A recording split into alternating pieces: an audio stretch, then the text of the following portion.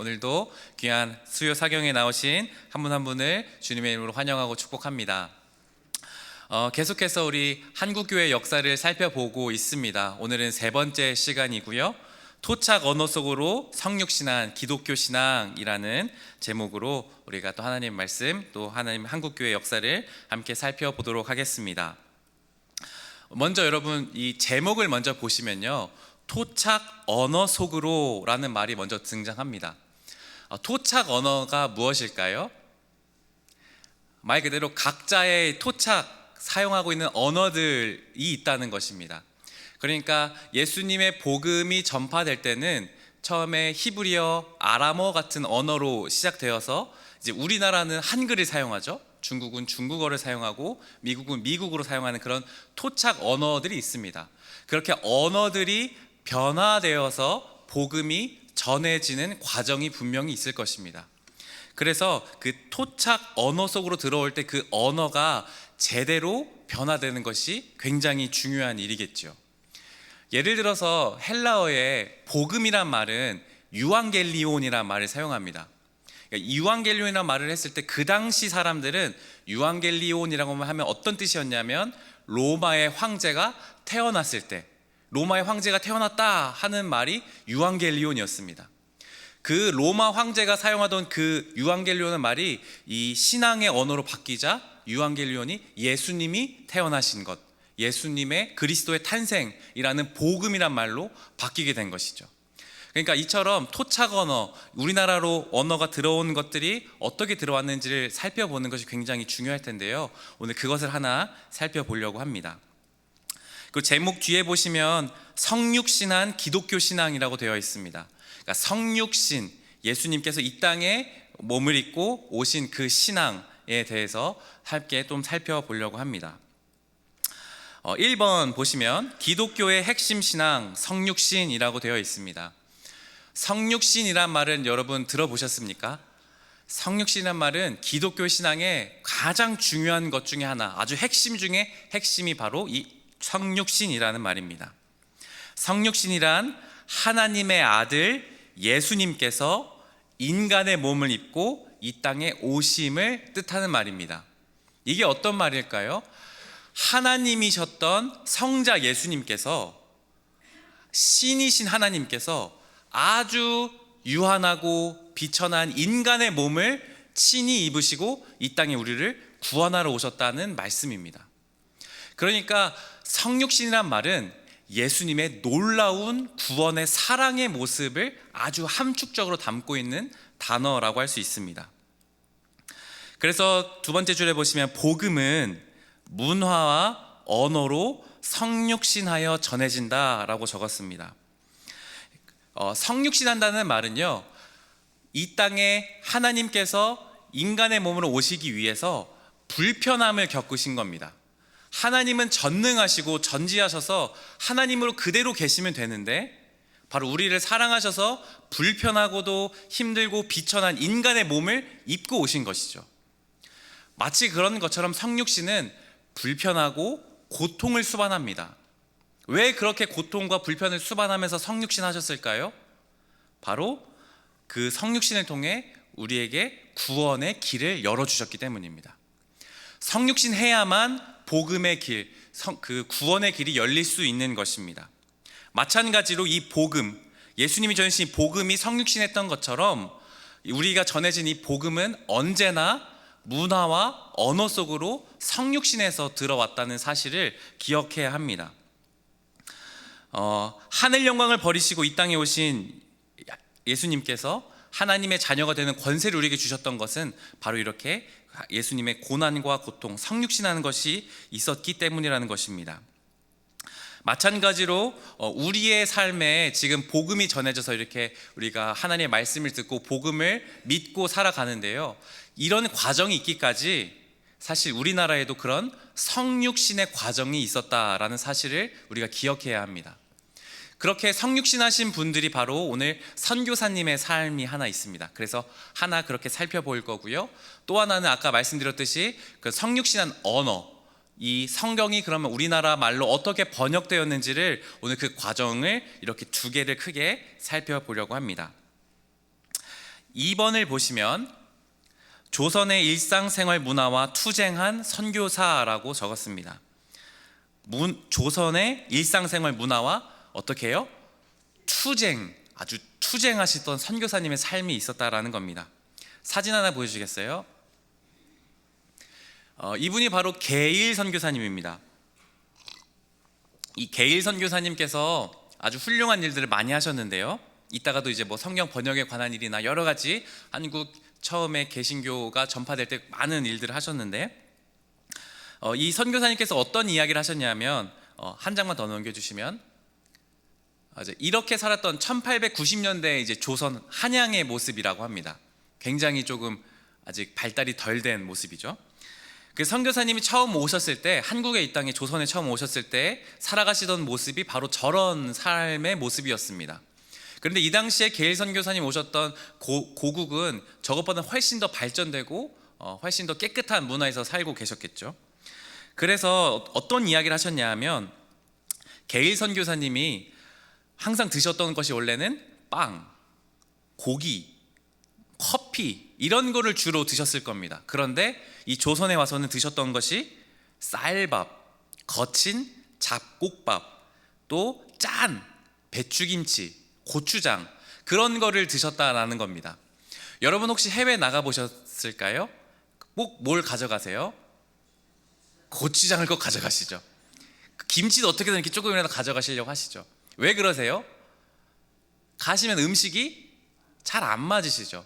뭐 유럽 이런 데 가보신 분들은 막 다 느끼하고 짜고 입맛에도 안 맞고, 그러니까 막 김치 생각나고 라면 생각나고 하신 거죠. 그런데 마찬가지로 계일 선교사님도 이 땅에 조선에 오셔서 그것보다 이상의 고통을 겪으신 거예요. 음식으로 너무너무 불편하신 거예요. 근데 뭐 그 당시에 빵이 있습니까? 무슨 커피가 있겠습니까? 전혀 없이 그런 한국의 음식을, 조선의 음식을 계속 드셔야 했던 것이죠. 그리고 선교사님 원래 푹신한 이런 침대 생활을 하셨던, 서양 문화에서 살았던 분인데, 딱딱한 우리나라는 온돌 방바닥에서 주무셔야 했습니다. 그 앉을 때는 우리 서양 사람들은 보통 의자에 앉죠. 근데 조선 사람들 어떻게 앉나요? 딱딱한 안에 그 양반다리하고 이렇게 앉죠. 근데 뭐라고 말씀하시냐면, 마치 양반다리 하는 게 고문당하는 체험과 같다고 기록하고 있습니다. 그러니까 얼마나 다리가 아프셨겠어요. 그렇게 앉아 있어야 되니까, 무릎을 꿇거나. 그리고 이 온돌방에서 주무실 때 어떤 느낌이었냐면, 너무 땅바닥이 뜨거우니까 항상 침대에서 자다가 온돌방에서 날마다 자야 되는데 빵이 오븐에 구워지는 느낌이 들었다, 이렇게 표현하고 계세요. 그러니까 답답해서 잠도 깊이 못 자고 날마다 악몽 꾸시고, 또 마치 막 질식당할 것처럼 너무 더웠던 그 방에 대해서 또 이야기하고 계십니다. 그리고 주거 환경도 굉장히 비위생적이었습니다.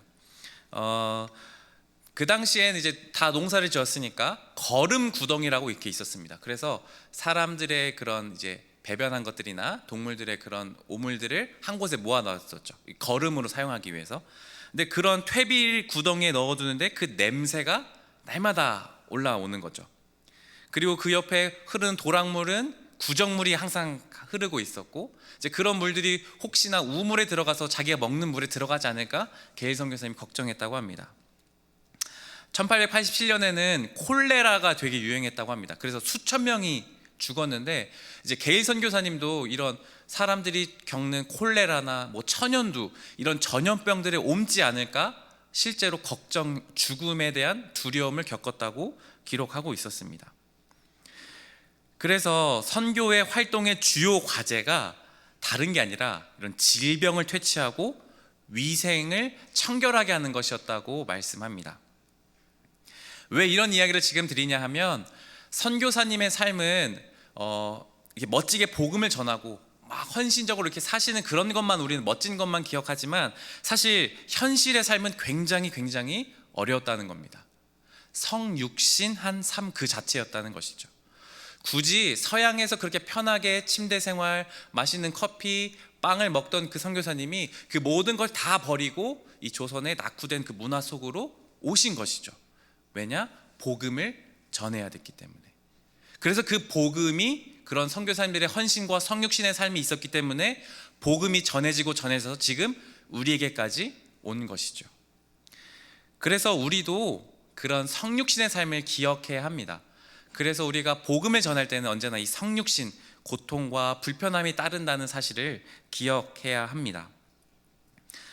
그래서 이 게일 선교사님을 비롯한 많은 선교사님들은 바로 우리 조선 사람들과 같이 살고 똑같이 먹고 같이 자고 같은 삶의 방식을 익혀나가는 이런 성육신의 삶을 계속해서 살아가면서 복음이 그렇게 했을 때에야 전해졌다는 사실이 우리가 역사적으로 기록해보고 또 우리가 알 수 있는 사실입니다.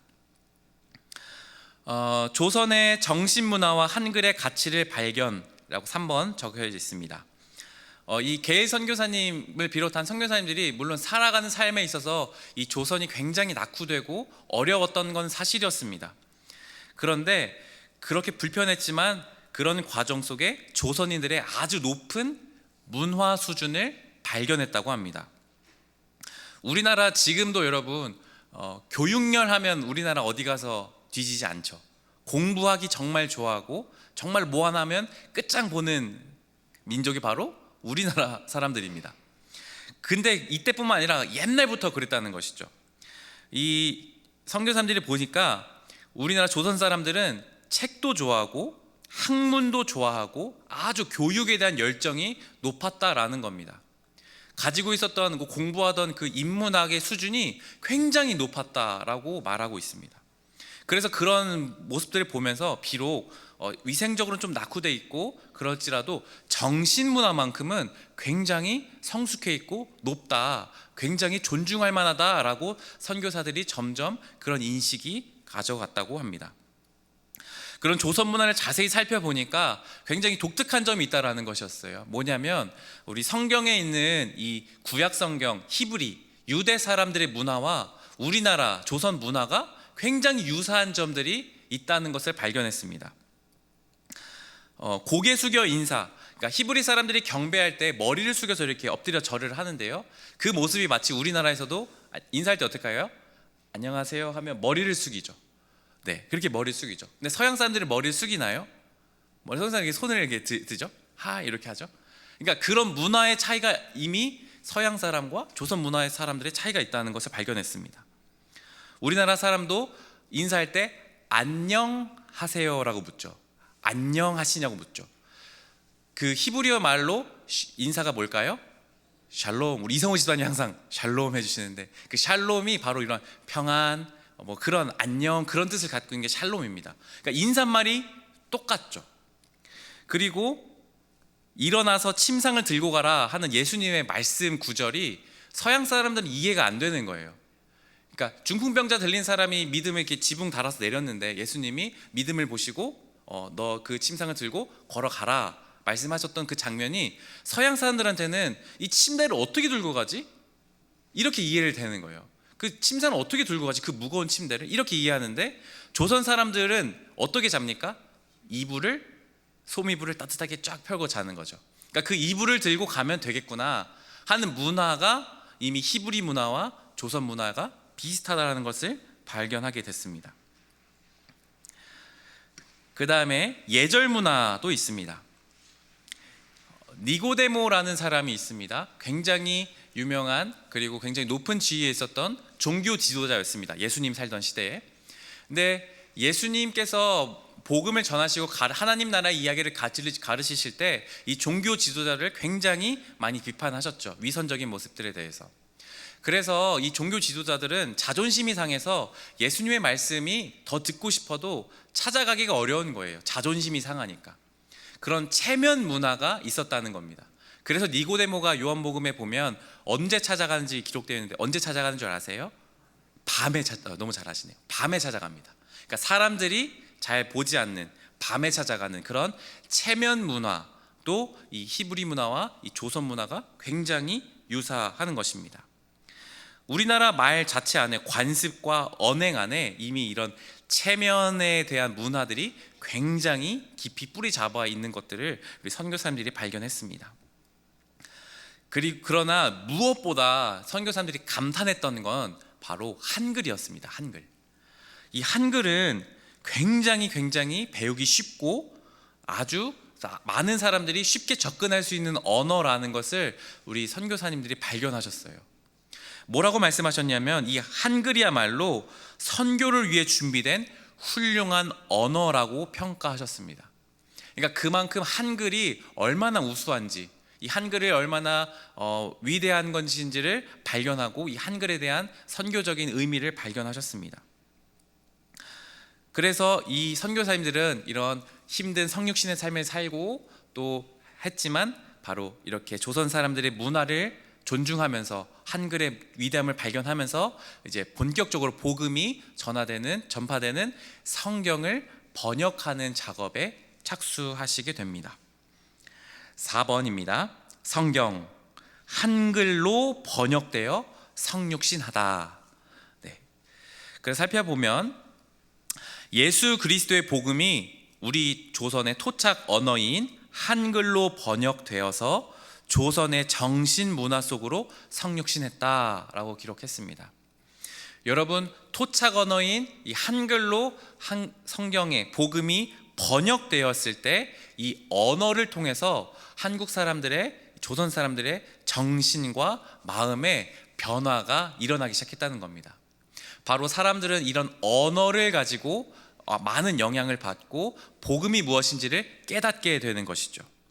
성육신했다는 말은 말 그대로 다시 그 몸을, 예수님께서 몸을 입고 오셨듯이 그런 과정을 통해 이 땅의 언어가 아주 수고스럽고 불편하고 고통스럽게 점차 변화되어 갔다는 것을 의미합니다. 그래서 선교사님들이 이제 먼저 한글을 배우셨는데요, 한 1에서 3단계까지의 과정이 있다고 합니다. 그러니까 선교사님들이 굉장히 철저하게 1단계, 2단계, 3단계의 코스를 거쳐서 한글을 점차 배워나가셨습니다. 그리고 모든 선교사님들은 매년 3번 있는 한글 시험을 반드시 통과하셔야 했다고 합니다. 그러니까 단순히 그냥 우리나라에서 좋은 일을 이렇게 선한 일만 하셨던 것이 아니라 언어로 복음을 전하기 위해서 한글 공부도 굉장히 열심히 하셨다는 것이죠. 사진을 한번 보여주시겠어요? 이제 그 선교사님들이 처음에 한글을 배우시면서 만드신 사전입니다. 이제 한영 자전이라고 하는데요. 그러니까 한글과 영어 사전이라고 생각하시면 됩니다. 그 다음 사진도 보여주시면 이렇게 잘 안 보이시죠? 거기 보면 이렇게 써 있어. 작게 초하루, 뭐 first, 뭐 둘째 날, second, 뭐 이런 식으로 이제 이렇게 사전으로 할 수 있도록 많진 않지만 그래도 선교사님들이 그렇게 이렇게 사전을 작성하셨고 영한 문법 책도 만들어 주셨습니다. 이게 1890년에 완성된 이제 사전입니다. 언더우드 선교사님, 뭐 게일 선교사님, 헐버트 선교사님, 송순용 이런 우리나라 사람이 함께 참여해서 만들었습니다. 그래서 이 사전을 왜 중요하냐면 바로 성경을 한글로 번역하기 위한 아주 기초적인 선행 작업이고 중요한 작업이었습니다. 그래서 이 사전을 통해서 한글이 점점 어떻게 번역해야 되는지를 알 수 있는 기초적인 작업이 되었기 때문에 굉장히 중요한 작품, 그런 굉장히 중요한 서적이라고 할 수 있습니다. 그렇게 이제 한국에서 번역을 위한 초반 작업이 이루어지고 있었을 때 이제 우리나라 말고 다른 중국 만주와 일본에서도 놀랍게도 한글로 된 성경이 번역되고 있었습니다. 굉장히 놀라운 이야기입니다. 한 장만 더 사진 다시 보여주세요. 이제 이분이 바로 존 로스 선교사입니다. 존 로스 선교사님이 이제 만주에 계셨을 때 상인 이응찬, 서상윤이라는 사람과 함께 요한복음, 마가복음, 누가복음을 한글로 이제 번역하게 됩니다. 이제 신약 전서물리라는 다른 언어로 된 성경을 가지고 한글로 이제 계속 옮겨서 번역을 하셨던 것입니다. 이제 가장 먼저는 이런 누가복음, 마가복음, 요한복음과 같은 신약 성경을 먼저 번역하시기 시작했습니다. 이제 계속 번역 작업을 하시다가 존 로스 선교사님이 잠시 안식년으로 떠나셨다가 이제 맥킨타이어라는 선교사님과 또 의주 출신의 상인 10명이 함께 또 계속 그 번역 작업을 이어나갔습니다. 어떤 과정을 거쳤냐 하면 번역자 대표였던 이응찬이라는 사람이 한문 성경을 초안을 가지고 먼저 번역을 이렇게 합니다. 그러면 맥킨타이어라는 선교사님이 이제 헬라어 성경을 가지고 함께 대조해서 이렇게 봅니다. 그럼 그렇게 검토한 번역문을 다시 선교사님과 번역자가 다시 살펴봅니다.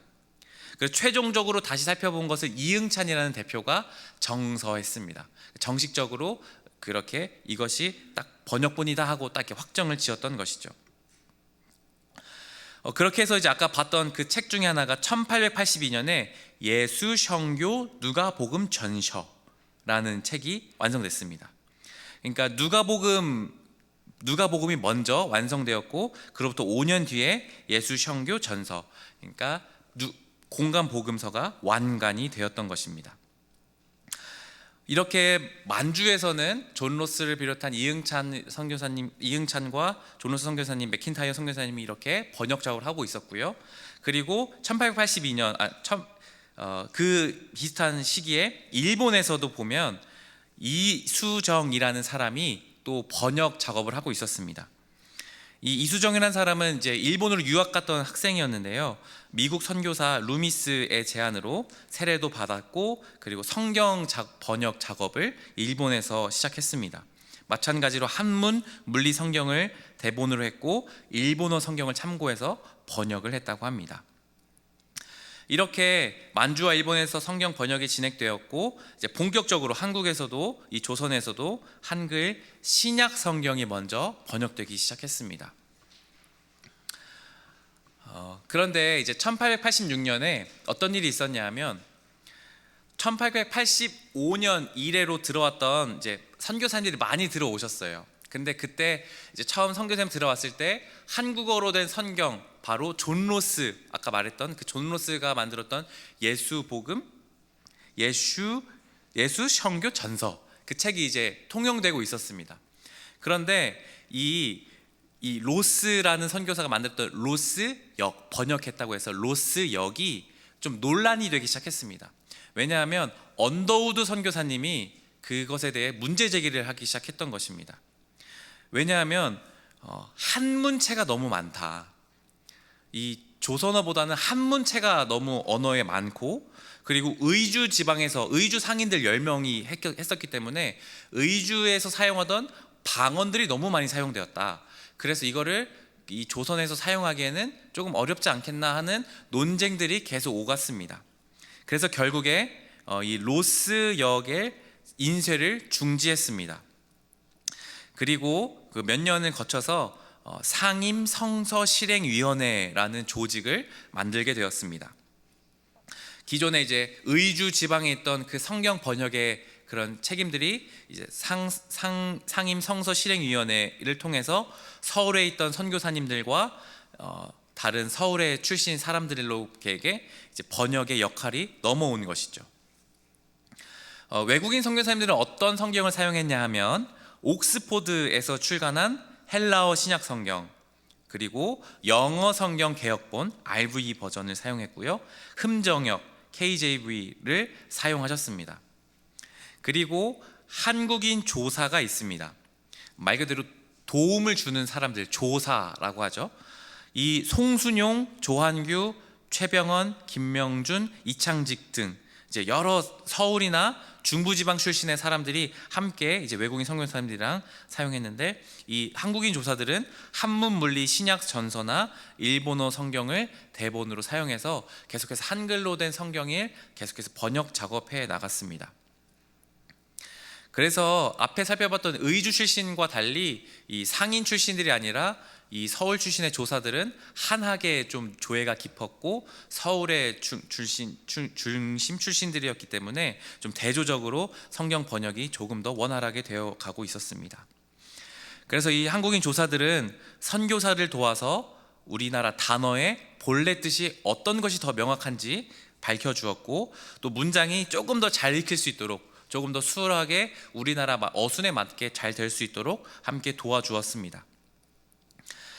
그렇게 번역을 해나가는 과정 속에 1900년 5월에 이제 전체는 다는 아니고 신약 성경의 3분의 2가량을 번역자회의 공식 의결을 통해서 시험역을 출간했습니다. 그러니까 공식적인 그 성경은 아니고 시험적으로 한번 이제 그나마 됐던 것들을 번역됐던 것을 이제 출간한 것이죠.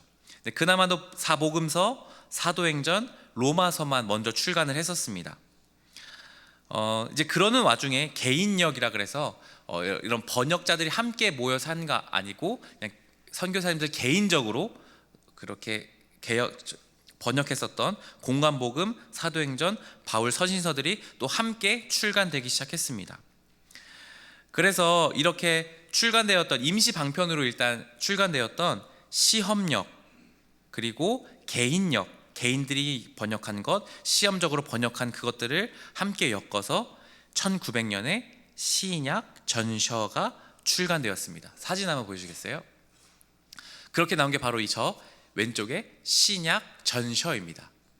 신약 전셔. 네. 그 옆에 게 이제 구약 전셔는 1911년 이후에 다시 이제 구약은 아직 이때 번역이 잘 되지 않아서요. 먼저 이렇게 진행되었습니다. 1900년 5월 8일에 성서 공회 주일이었는데요. 저 이제 개인역과 시험역이었지만 이 신약 성경 한 권짜리를 된 이 책을 들고 이 정동교회에서 아펜젤러 선교사님이 이제 감격에 차서 이 설교했다는 이야기가 전해지고 있습니다. 그러니까 드디어 어쨌든 시험역이지만 이 성경 전서가 신약 성경이 발행되었다는 것을 감격에 차서 이제 이야기하며 설교했다는 내용들이 전해지고 있습니다. 7번으로 넘어가겠습니다. 한글로 번역된 성경 구역입니다. 이래서 방금 살펴본 것처럼 신약전서의 단권이 출간된 이후에 이제 커다랗게 두 개의 흐름이 이제 진행되었습니다. 첫 번째 흐름은 신약 성경을 이제 공인역, 이제 정말로 공식적으로 공인역으로 할 수 있도록 다시 번역을 다시 수정하고 잘 할 수 있는 첫 번째 작업이 하나가 크게 진행됐고요. 두 번째는 구약 성경을 번역하는 작업도 동시에 다른 한쪽에서 이어져 가고 있었습니다. 그래서 먼저 신약 성경을 살펴보면 게일 선교사님, 언더우드, 레이놀즈 선교사님이 개정 작업을 계속해서 하셨습니다. 그래서 6년 뒤에 개정된 드디어 공인역인 신약 전서가 2만 부가 출간되었습니다. 그래서 이 개정된 이 성경 전서를 구역이라고 합니다. 옛날 역. 그러니까 신약 개역이 1938년에 한 번 더 나오는데요. 그 전까지 약 30년간 공식적으로 사용했던 아주 중요한 성경이 바로 이 신약 전서 개정이었습니다. 그래서 이것을 바로 구역이라고 부릅니다. 그러니까 아주 기초가 되는 구역이라고 부릅니다. 그런 반면에 이제 구약 성경을 살펴보면요, 1897년부터 구약 성경 번역은 계속 진행되었습니다. 1906년까지 한 9년 동안 창세기, 시편, 사무엘상 하만 겨우 개인역으로만 번역되었습니다. 그러니까 번역자들이 모여서 함께 공식적으로 번역한 게 아니라 선교사님들이 개인적으로만 그냥 간간히 할 수 있었던 이제 그런 상황이었습니다. 그래서 사진 하나만 보여주시겠어요? 이제 이게 번역자 회인데요. 앞줄에 보시면은 왼쪽에 레이놀즈 선교사님, 가운데 언더우드 선교사님, 오른쪽에 게일 선교사님이시고요. 뒤에 이제 한국인 조사분들이 계십니다. 김정삼, 김명준, 이창직, 아까 나왔던 이름들인데요. 바로 이분들이 이제 선교 번역위원회로 활동하기 시작했습니다. 그래서 이제 구약 성경을 계속해서 이제 해 가는데 여기서 중요했던 사건 중 하나는 뭐냐면, 기존의 한국 번역 조사분들에게는 어떤 결정권이나 의결권을 주지 않았습니다. 발언권만 주었습니다. 그러니까 참고할 수 있도록 이렇게 하는 게 조금 더 좋습니다, 이렇게 하는 게 좀 더 자연스럽습니다라고 발언만 할 수 있는 권한이 한국 조사들에게 있었습니다. 그런데 이 선교 번역위원회부터에서는 한국인 조사도 외국인 선교사님들과 동등하게 의결권, 표결권을 갖게 되었습니다.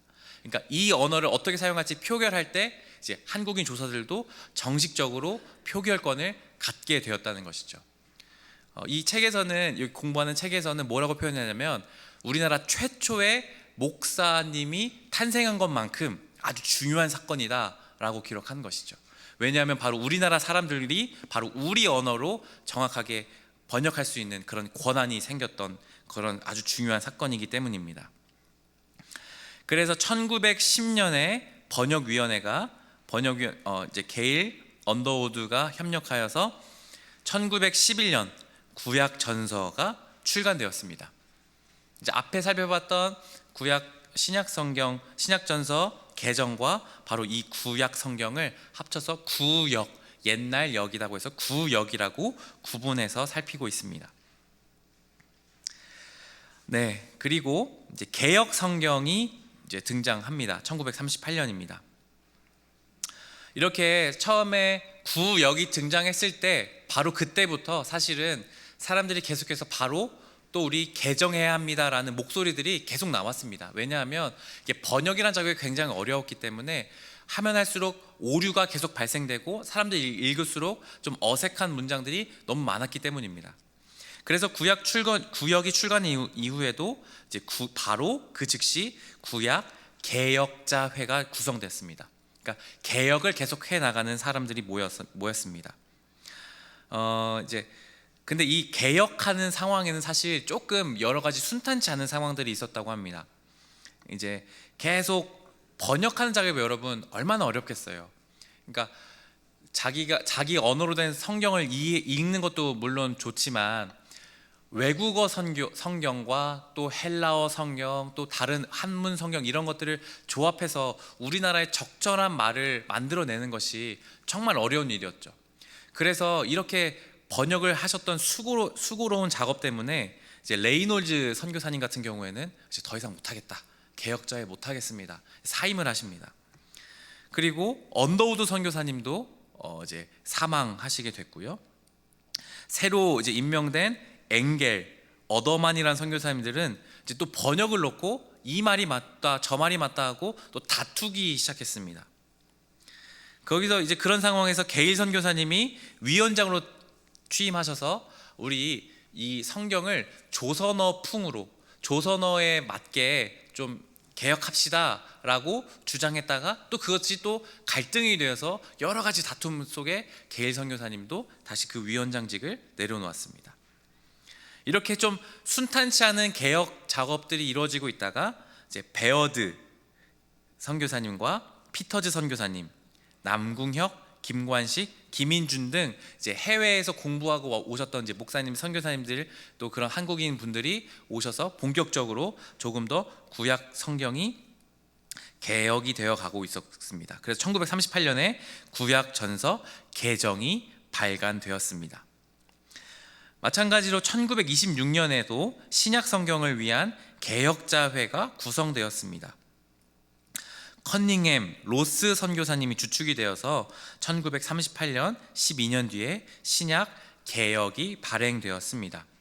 이후에 이제 1938년 이 두 개, 신약 개혁과 구약 전서 개정이 발행되었기 때문에 이것을 합본해서 성경 개혁으로 다시 출간했습니다. 이게 1938년에 있었던 일입니다. 이제 이렇게 성경이 개혁되고 번역되는 성육신하는 과정을 대략적으로 큰 그림을 우리가 좀 살펴보았습니다. 그런데 이렇게 이제 번역되는 과정이 사실은 우리나라만 있었던 건 아니고 이 복음이 전해지는 어떤 모든 과정 속에 있었습니다. 특별히 개혁 교회의 유산을 이어가는 한글 성경 번역이라고 이제 9번을 살펴보려고 하는데요. 우리나라는 스위스 장로교회 정통을 따라가는 장로교 교단을 따르고 있죠. 그래서 이 스위스에서 스위스 개혁교회에서 종교 개혁을 했을 때 어떤 일이 있었는지 좀 살펴보려고 합니다. 이 바로 스위스에서 있었던 종교 개혁, 이제 독일로부터 시작됐던, 프랑스로부터 시작했던 이 종교 개혁이 계속 퍼져나가서 이 스위스에서도 종교 개혁이 일어났는데요. 그때는 이제 핵심 인물이 찌빙글리라고 하는 사람이 하나님의 말씀을 번역하기 시작했습니다. 이 당시에 종교개혁 때 어떤 일이 있었냐면 그 당시에 종교 지도자들은 이 설교할 때 반드시 이 성경은 라틴어로만 사용했습니다. 그런데 문제는 뭐냐면 대부분의 사람들은, 거기 있는 사람들은, 예배 드리는 사람들은 라틴어를 모릅니다. 전혀 모릅니다. 그런데 라틴어로 말씀을 읽고 라틴어로 설교하는 겁니다. 그러니까 사람들이 무슨 말을 하는지 아무것도 모르는 거예요, 설교를 해도. 근데 거룩한 하나님의 말씀 라틴어이기 때문에 그냥 그대로 한 것이죠. 그래서 종교 개혁을 했을 때 이 찌빙글리가 했던 중요한 말을 했던 것은 뭐냐면, 하나님의 말씀을 이 스위스 사람들의 언어인 독일어로 번역하는 것을 굉장히 힘써서 노력했습니다. 바로 종교 개혁의 핵심이 바로 성경 번역 작업이었습니다. 독일어로 바꾸는 것이요. 왜냐하면 이 당시에는 라틴어는 굉장히 거룩한 말로 생각했고, 그 외의 말들은 그러니까 서민들이 사용하는 언어라고 생각해서 하나님의 말씀을 감히 그렇게 번역한다는 것을 상상도 못했습니다. 그런데 찌빙글리가 종교 개혁을 하면서 그렇게 바꿔냈던 것이죠. 그래서 오직 예수 그리스도를 통해 하나님의 말씀은 선포되어 구원이 일어난다라고 이야기했습니다. 그러니까 구원이 일어나기 위해서 하나님의 말씀이 선포되어져야 하는데, 그것 예수 그리스도를 통해 선포되어진 그 말씀이 바로 우리가 이해할 수 있어야 되는 우리의 언어로 해야 된다는 것이었죠. 그래서 했던 것이 바로 라틴어를 독일어로 계속해서 번역했던 작업이었습니다. 그래서 1513년에 독일어 완역본인 취리 성경이 출간되었습니다. 그래서 그 당시에는 이 취리 성경이 나오기 전까지는 항상 공동체가 함께 예배드렸고 함께 하나님 말씀을 들었다면, 이제 이 성경이 번역되고 난 이후로부터는 개별적인 언어로, 각자 개별적으로 자신의 언어인, 토착 언어인 독일어로 성경을 읽기 시작했다는 것입니다. 하나님의 말씀이 토착화, 그러니까 그 나라, 그 문화, 그 언어로 토착화되는 것이, 번역되는 것은 굉장히 중요한 일입니다. 왜냐하면 그 나라 안에 그 정신과 문화가 언어 안에 담겨져 있기 때문입니다. 우리가 아는 언어만큼 생각할 수 있다, 우리의 세계는 사용하는 언어만큼이다라는 유명한 말이 있습니다. 그러니까 우리가 사용할 수 있는 언어만큼 우리는 생각할 수 있다는 말이죠. 그러니까 만약에 우리가 하나님의 말씀을 왜 들어야 합니까? 하나님의 말씀을 들으면 들을수록 우리는 그만큼 하나님의 알 수 있는 인식이 거기까지 되는 것입니다. 그래서 성경을 번역하는 거, 그 언어가 그 문화로 들어가는 것이 굉장히 중요합니다. 언어가 들어감으로 그 문화 안에, 그리고 그 사람들의 정신 안에, 그리고 마음 안에 복음이 전파되는 것이기 때문입니다. 그런데 그 과정은 언제나 그렇듯이 굉장히 수고스럽고 고통스럽습니다. 성육신입니다. 그래서 계속 살펴보았지만 선교사님들의 그런 엄청난 헌신과 또 많은 조사분들의 엄청난 노력, 그리고 많은 갈등 끝에 드디어 성경이 지금 우리에게도 이렇게 우리가 읽을 수 있는 아주 귀한 성경 말씀, 하나님의 말씀이 우리에게 들어온 것이고, 우리가 하나님을 인식할 수 있게 되는 것입니다. 이제 마지막인데요, 한글로 번역된 성경을 이제 조금 더 역사를 살펴보려고 합니다. 사진 보여주시겠어요? 이제 개역 성경의 개정하는 이제 역사를 나타낸 화면인데요. 성경전서가 이제 앞에 살펴봤듯이 1900년도의 초반에 11년에 이렇게 해서 성경전서가 27년 뒤에 또 개정이 한번 됐습니다. 1938년에 그 성경 개역이 이제 됐고요. 그리고 또 그 이후에 한 번 더 성경이 개정이 됩니다. 이제 1961년에 한 번 더 개역 성경 전서가 나옵니다. 그리고 37년 동안 쭉 사용하다가 한 번 더 이제 성경이 개역되는데요. 그게 1998년도였습니다. 그래서 우리가 성경을 보면 성경 전서 개역 개정판이라고 합니다. 그래서 우리 성경책 보시면 개역 개정판이라고 써 있는 분들도 계실 거예요. 그래서 그 개역 개정판이 1998년에 됐다가 또 몇 번 더 걸쳐요. 2003년에 제3판, 그리고 2006년에 제4판 이런 식으로 조금씩 더 개혁 개정이 이루어졌습니다. 그래서 우리가 지금 사용하고 있는 대부분은 여러분 개역 개정 성경 제4판을 사용하실 겁니다. 그래서 옛날 성경 쓰시는 분들도 간혹 계시죠. 근데 좀 말이 좀 다르거나 단어를 좀 다르게 사용하시는 쓰는 분들도 계실 겁니다. 근데 공식적으로는 우리는 개역 개정 제4판의 성경을 가지고 사용하고 있습니다. 그리고 이제 여기서 아직 끝나지 않았고요. 2035년을 목표로 지금 성경 또 개정 작업이 이루어지고 있습니다. 1998년 이제 성경 개역 개정판이 나온 이후에 제대로 이제 37년 만에 또 새로 이제 이루어지는 작업입니다. 그래서 한 15년 정도를 예상하고 있다고 합니다. 그래서 2035년을 목표로 했으니까 2020년에 개역 개정 작업이 또 시작되었고요. 그래서 이때는 단어가 좀 헷갈리는 것들이나 성서학의 연구를 좀 반영해서 조금 이제 명확하게 그리고 조금 더 성서가 의미가 잘 반영될 수 있도록 언어를 개정하는 작업들이 계속되고 가고 있다고 합니다.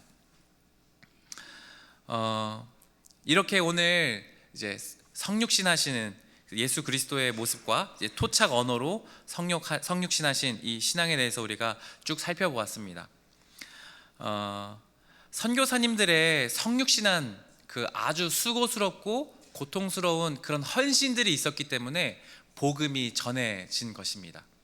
그러니까 우리가 달리 생각하면 우리가 복음을 전한다고 했을 때 이 세상 안에 복음이 전해질 때 그냥 전해지는 것이 아닙니다.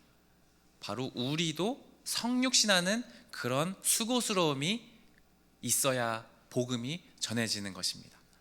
그래서 우리가 전도할 때 고되고 수고스러운 것이 있더라도 우리가 그런 선교사님들의 헌신과 수고를 기억하면서 복음을 계속해서 전하는 데 힘써야 하겠습니다. 그리고 또 말씀을 번역하는 이 과정 정말 어렵습니다. 왜냐하면 성경 원문, 히브리어 이런 아람어를 완벽하게 번역하는 것은 사실 불가능합니다. 왜냐하면 그 당시 사용했던 언어와 문화와 관습을 정확하게 다 반영되어서 그 나라 언어로 반영되는 것은 불가능하기 때문입니다.